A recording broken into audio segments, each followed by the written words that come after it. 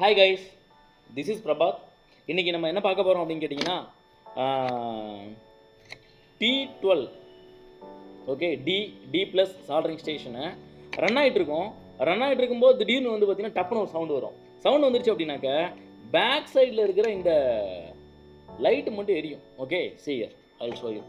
அம்மா கொஞ்சம் எடுக்கிறீங்களா? எடுத்துட்டு இதை நம்ம வந்து பார்த்திங்கன்னா கனெக்ட் பண்ணோம்னா ஆட்டோமேட்டிக்காக நம்மளுக்கு என்ன ஆகும்னு கேட்டிங்கன்னா பேக் சைடில் இருக்கிற லைட்டு சுவிட்ச் ஆன் பண்ணால் எரியும். ஆனால் ஃப்ரண்ட் சைடில் இருக்கிற டிஸ்பிளே தெரியாது, ஆன் ஆகாது. இதை வந்து பார்த்திங்க அப்படின்னாக்க நம்ம ரிப்பேர் பண்ண போகிறோம் இன்றைக்கி. ஓகே பார்க்கலாமா? சரி, ஆக்சுவலாக இந்த இடத்துக்கு வந்து பார்த்திங்கன்னா 24 வோல்ட் வரணும். ஆக்சுவலாக இந்த டிஸ்பிளே வந்து பார்த்திங்கன்னா ஆக்டிவேட் ஆகிறதுக்கு 24 வோல்ட் வரணும். ஓகே, அந்த 24 வோல்ட் வரல, மிஸ்ஸிங் அப்படிங்கும்போது இது எங்கேருந்து வந்து பார்த்திங்கன்னா ப்ராப்ளம் ஆரம்பிக்குது அப்படிங்கிறத நம்ம பார்க்க போகிறோம். ஓகே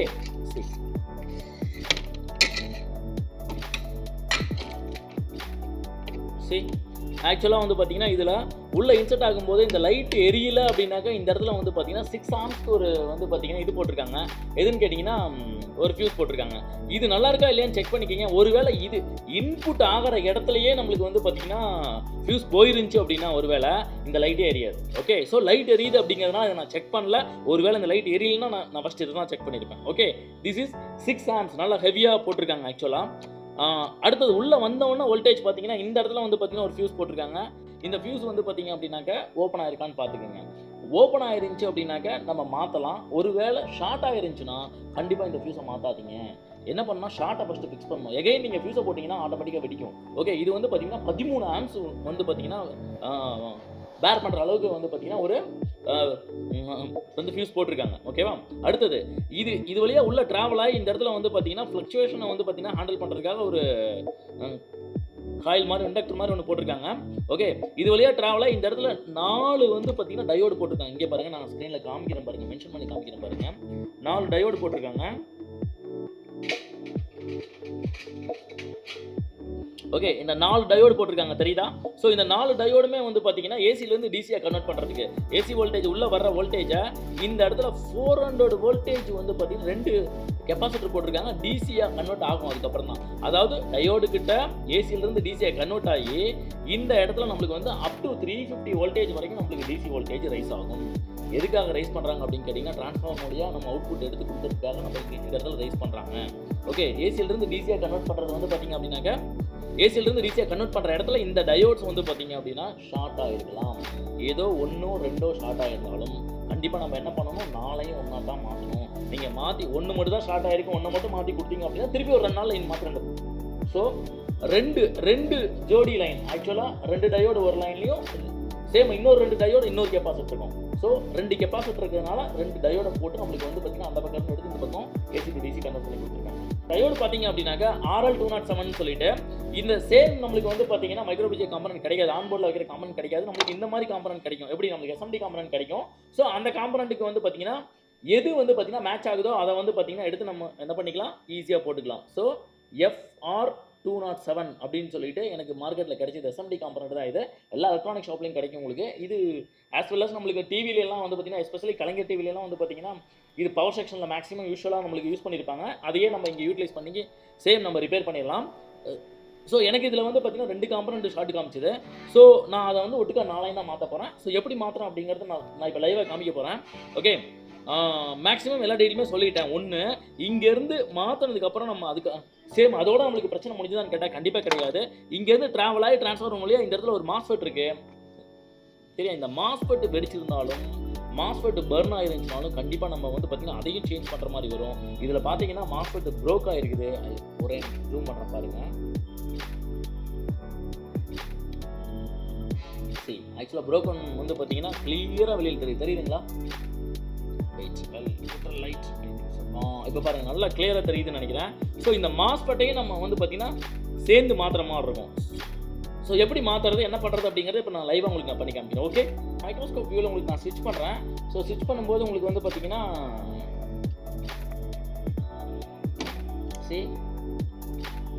இந்த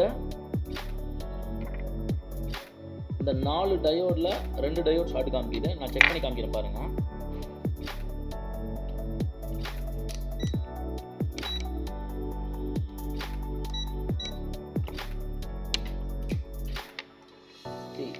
ஆக்சுவலாக இது வச்சுருக்கேன் பாருங்கள், இந்த இடத்துல இது மல்டிமீட்டர் வச்சுருக்கேன் பாருங்கள். சவுண்டு எடுக்கும்னு நினைக்கிறேன், ஓரளவுக்கு நல்லாவே கேட்கும்னு நினைக்கிறேன். ஓகே சரி, ரொம்ப ஜூம்டாக இருக்கு. ஓகே கவனிங்க, ஷார்ட்டு காமிக்குதா? ஓகே, ஒன்று ஷார்ட் இல்லை, ரெண்டாவது ஷார்ட் இல்லை, ஃபஸ்ட்டு ஷார்ட்டு. ஓகே, மூணாவது ஷார்ட்டு, நாலாவது ஷார்ட் இல்லை.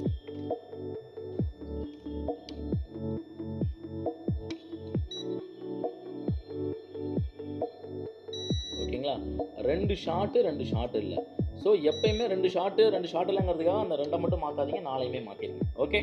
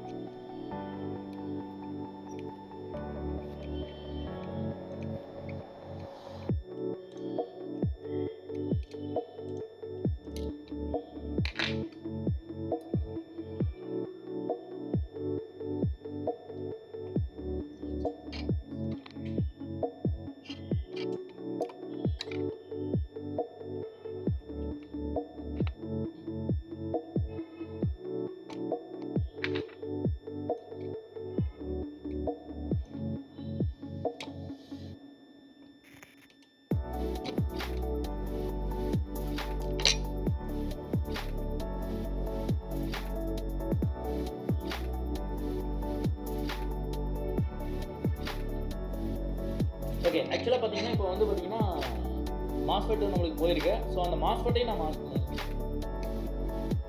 இதை ரிமூவ் பண்ணிட்டு மாஸ் பண்ணி நான் மாற்ற போகிறேன்.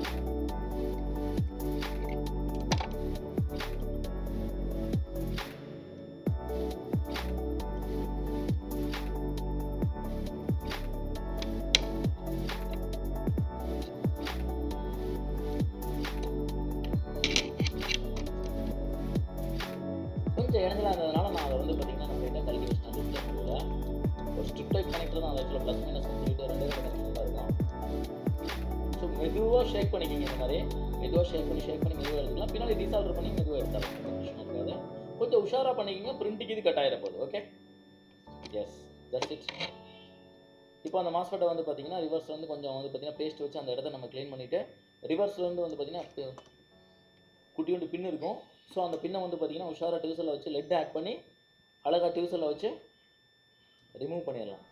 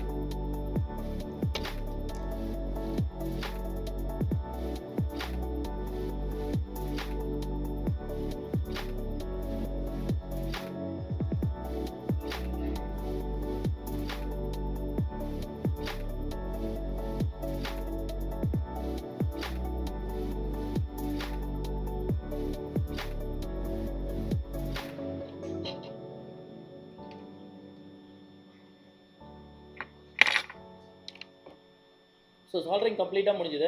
ஸோ எக்ஸஸாக இருக்கிற பீஸை வந்து பார்த்தீங்கன்னா கட் பண்ணுறேன் நான்.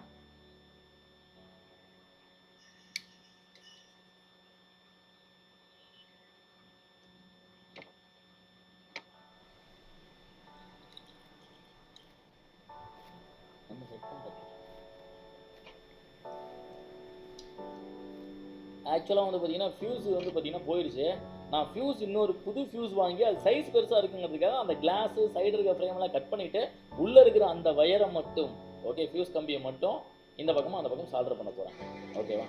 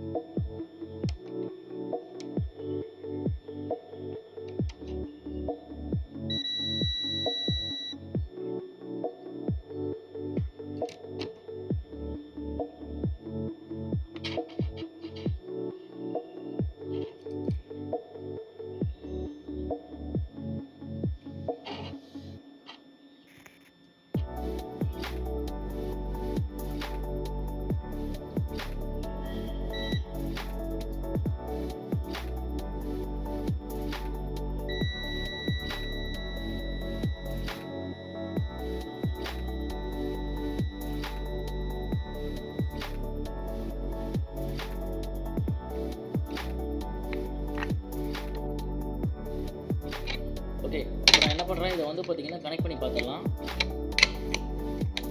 ஒரு சேஃப்டிக்காக இதை நான் மாட்டுறேன் ஆக்சுவலாக. ஓகே, வெடிச்சதுன்னா என்ன பண்ணுறது அப்படிங்கிறது ஜூம் அவுட் பண்ணுறேன். வேணா ஓகே, க்ளீனாக இருக்கா? ஓகே, ஆஃப் பண்ணிவிட்டு ஆன் பண்ணுறேன். எஸ், ஸ்விட்ச்சு ஆன். நம்மளுக்கு ஹேண்டில் இல்லை அப்படின்னாக்கா நம்மளுக்கு எரர் தான் கண்டிப்பாக காமிக்கும். ஸோ இப்போதைக்கு இதில் வந்து பார்த்தீங்கன்னா டிஸ்பிளே ஸ்க்ரீனுக்கு 24 வோல்டேஜ் அவுட்புட் வந்துருச்சு. ஸோ அதனால் வந்து பார்த்தீங்கன்னா எரர் டிஸ்பிளே வேக்கப் ஆயிடுச்சு. இப்போ நான் வந்து ஹேண்டில் கனெக்ட் பண்ணி உங்களுக்கு அந்த எரரையும் நான் ஃபிக்ஸ் பண்ணி காமிக்கிறேன். ஓகே, ஒரே நிமிஷம். ஒரு ஹேண்டில் மட்டும் கொடுங்கம்மா, டீட்டெயிலோட ஹேண்டில்.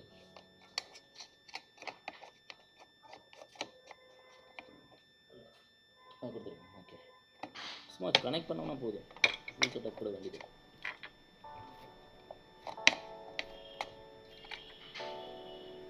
இது ஆக்சுவலாக வந்து பார்த்திங்கன்னா இந்த மாதிரி நிறைய டீட்டூல் வந்து பார்த்திங்கன்னா ரிப்பேர் ஆகிட்டே இருந்துச்சு எங்களுக்கு.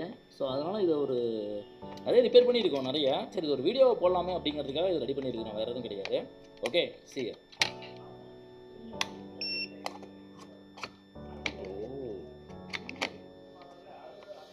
ஓகே, சூடாக ஆரம்பிச்சிருச்சு.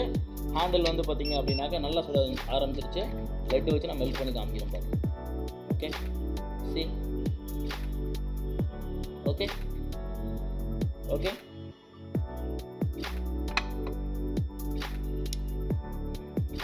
ஓகேவா? 380 ஆட்டோமேட்டிக்காக நம்மளுக்கு நடக்க வேண்டிய வேலையெல்லாம் நடக்குது. ஸோ நான் சுவிட்ச் ஆஃப் பண்ணிடுறேன். ஓகே, சி ஆக்சுவலாக வந்து பார்த்தீங்கன்னா இந்த மாதிரி T12D, D+, T12 Pro, T12X இந்த மாதிரி சீரியஸில் இந்த மாதிரி டிஸ்பிளே எரர் கம்ப்ளைண்ட் வந்து டிஸ்பிளே வந்து பார்த்தீங்கன்னா பிளாங்க் டிஸ்பிளே கம்ப்ளைண்ட் சுவிட்ச் ஆன் ஆகாமல் வந்துச்சு அப்படின்னாக்க இந்த காம்பனன்ஸை மாற்றினீங்கன்னாவே மோஸ்ட் ஆஃப் த டிஸ்பிளேஸ் வந்து பார்த்தீங்கன்னா உங்களுக்கு ரெடி ஆயிடும். மோஸ்ட் ஆஃப் த T12 வந்து ரெடி ஆயிடும். இந்த மாதிரி டெக்னிக்கல் வீடியோஸ்க்கு வந்து பார்த்தீங்கன்னா நிறைய நம்ம சேனல் அப்டேட் ஆக போகுது. Stay tune with us. Bye bye.